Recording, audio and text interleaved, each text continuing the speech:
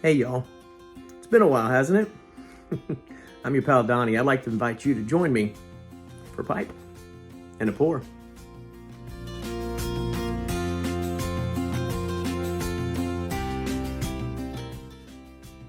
Welcome back to the channel, y'all. It's good to see you, or rather be seen by you, I guess. Nonetheless, it has been a while, and it is good to be back sitting down with you fine folks at the YTPC and pipe smokers around the world to enjoy a pipe and a pour. First things first, inaugural smoke in this. Of course, it's paneled. You know me. I love my panels. This is a Ropp Briar Vintage sandblasted panel pipe with the horn stem on there. First time I've had a horn stem. And it actually is kind of soft in the mouth on the teeth. Yeah, so far so good. But yeah, first time through, I got this back in the fall. We'll get to that in a little bit. And I've really just been wanting to give this a go. I love the shape, I love the size. It's got a nice kind of smallish bowl because that's kind of how I do things. And so for today, going with the inaugural smoke in this Ropp Vintage Briar. And one of the purveyors of online sales has had a lot of these come up here recently, last several months.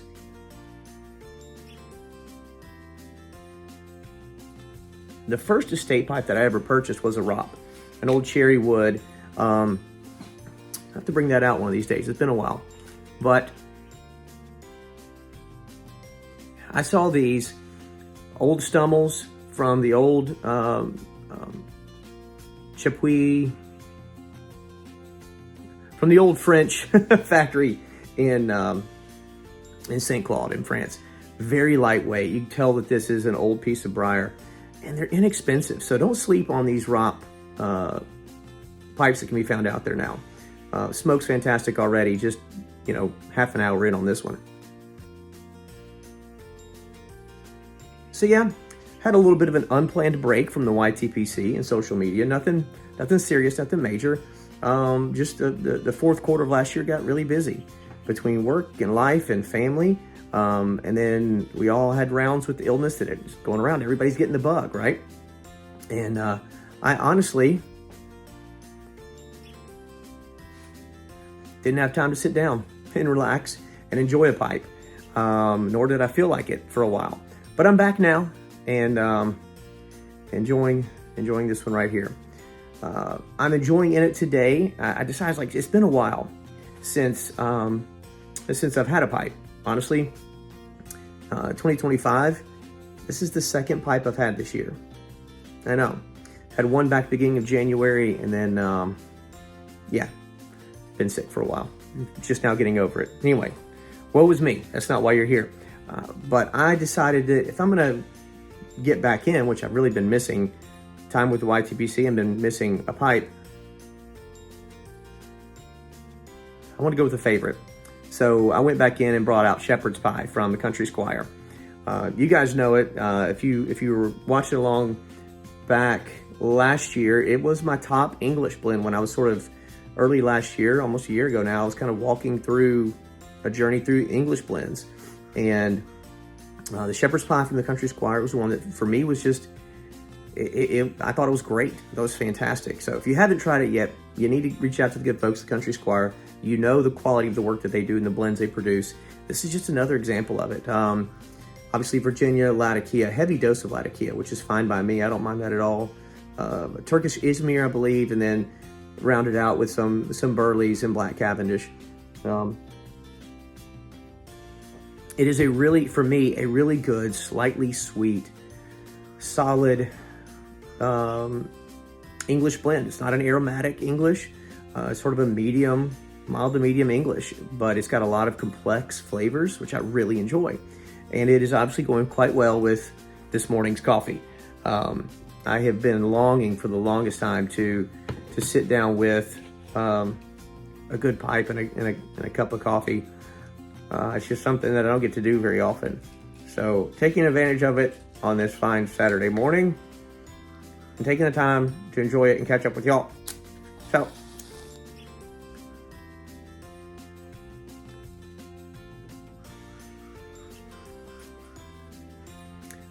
Last time I checked in with y'all was back in October, and I had grand plans to finish out my series on sort of those fall blends that kind of evoke the warm, cozy feeling. Bring out some of the flavors of fall, whether it's an aromatic or non-aromatics. It was kind of across the board. I didn't get to finish that. Sorry, I had grand plans. Let's see. Completely skipped through Thanksgiving and Christmas seasons. You know, I had plans for a series, kind of, again, diving into some of those and talking about the differences and, you know, just sort of a compare, contrast kind of thing, because I like doing that. I like kind of research and study it. Obviously, that didn't happen. As a matter of fact, in the months of November, December, I only smoked 3 bowls. And for many of us in the pipe world, that's like the prime time for pipe smoking. You've got the wonderful aromatics that bring forth that sort of, again, warm, cozy vibes of the fall leading into winter. You've got all of the Christmas cookie and the Christmas cakes and all those Christmassy blends with cherries and chocolate and cake and sugar and cookies and all of that. Missed out on all of it. Didn't get to enjoy a pipe at all. Really kind of stunk.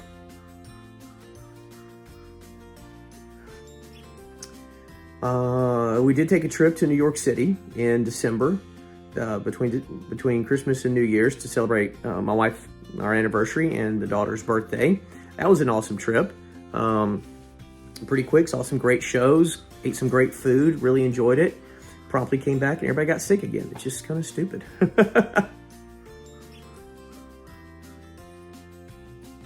And to go along with that, I had grand plans to, again, I actually have all the stuff on board. I started taking notes and researching to do another comparison of a certain type of tobacco that's, you know, there's plenty of options out there for it. But I was going to start that in January. Ain't happening. So maybe I'll roll that out later in the spring if I get the chance. Because I did something, I just an experience that I'm not a tobacco blend type that I'm not very experienced in and wanted to really dig in and learn more about. So hopefully be able to do that with you guys here soon.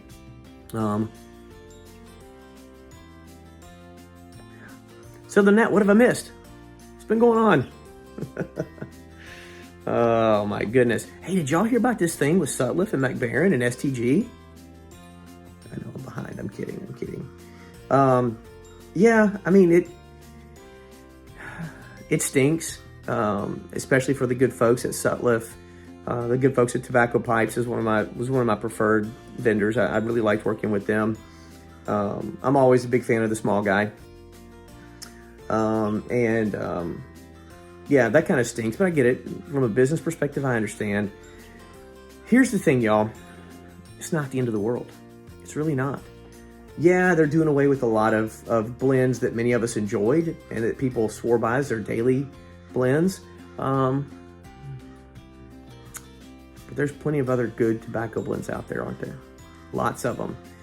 Yeah, well, you know, there's the conspiracy theorists that are, you know, it's the tobacco supplies is dwindling and there are more restrictions and it's getting harder to get and so on and so forth.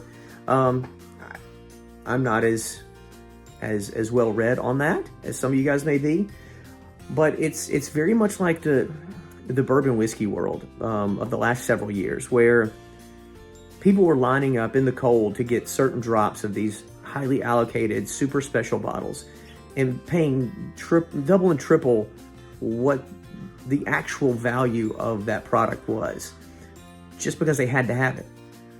Because there was the FOMO, the fear of missing out on this once in a lifetime blend. Well, maybe it is. But the fact of the matter is, there's plenty more good bourbon out there. And we're starting to see that kind of turn around now, where some of those secondary prices people were getting are not getting anymore. Some of those bottles that people were lining up to get are sitting on the shelves for a while, and the prices are starting to drop some. I feel like the pipe tobacco world is going to be very, very similar. that there's some of these things that people have just been up in arms and panicked about, that it's all for naught, because there's plenty of really good blends still out there. And don't be surprised if the folks at STG bring back some of these that they cut initially. It's the nature of the beast, I think. Speaking of panic, how many of y'all did any panic buying, huh? I saw people going absolutely nuts, panic buying all these Sutliff and McBaron blends. And if you did, that's great. Again, your budget, your money, your time, not mine. I just didn't see the need for me. Were there blends, or are there blends out there that I enjoyed from those producers that are no longer be around? Yeah, there are.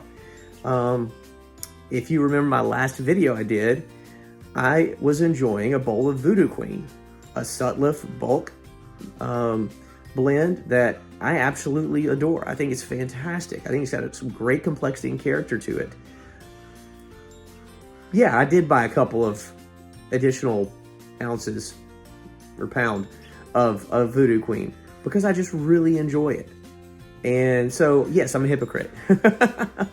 But what I did not do, and I saw people doing this, I saw folks going out and buying pounds. Not just a pound or two, but like 5, 7, 8, 9, 10 pounds of a blend that they've never tried just because it was going away.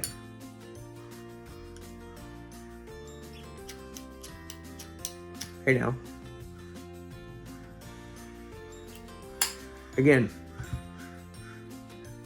not my pocketbook, not my budget. That just doesn't make sense to me, I'll be honest. I don't get it. If you did it, no offense intended.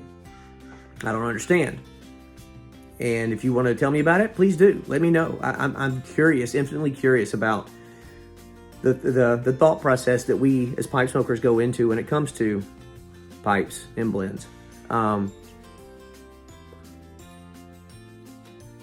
But my unsolicited advice to you would be, relax. It'll be okay. There's still, again, plenty of blends out there for us to enjoy, and you never know. You might find a new favorite along the way by trying out some new blends that are out there that you hadn't tried before, just because you had your old favorites, the ones that were comfortable that you went to time and time again.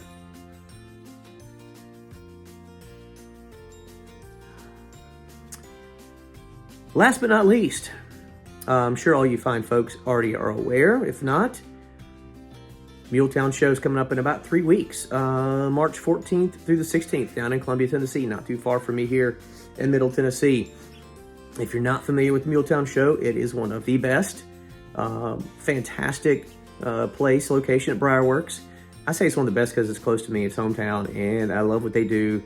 It's a small, tight-knit community. Yeah, we're packed in there, jammed in there like sardines. But man, what a great group of people. And I am so looking forward to seeing a lot of you guys there at the Muletown show in a few weeks. Looking forward to connecting with a lot of the folks that I've gotten to know, through Instagram, the Instagram pipe community, as well as all of those in the Discords for some of those different podcasts. The Great Woody Show, Pipe Sports and Pals, Get Piped, all great people, and I cannot wait to sit down and share a pipe and a pour with all of you at the Muletown show. So if you are able to make it, highly encourage it. I think you will absolutely love it. So thank you guys again for joining me for a pipe and a pour today. It's been my pleasure to speak with you and to sit with you and to catch up. Come back and visit me again here soon. Y'all take care of each other. We'll see ya.